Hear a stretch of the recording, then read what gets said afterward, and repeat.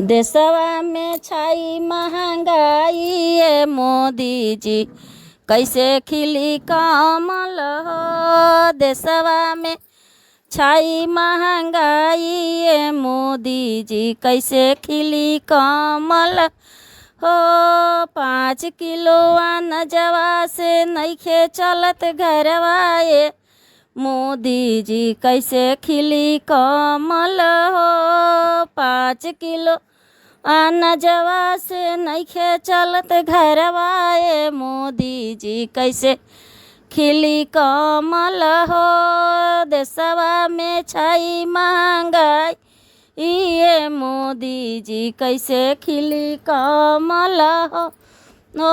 देशवा में नइखे मिलत कौनो रोजगारवा ये मोदी जी, कैसे खिली कमल हो। जतिया पर कैला भेदभाव ये मोदी जी, कैसे खिली कमल हो। जतिया पर कैला भेदभाव ये मोदी जी, कैसे खिली कमल हो। देशवा में छाई महंगाई ये मोदी जी, कैसे खिली कमल हो।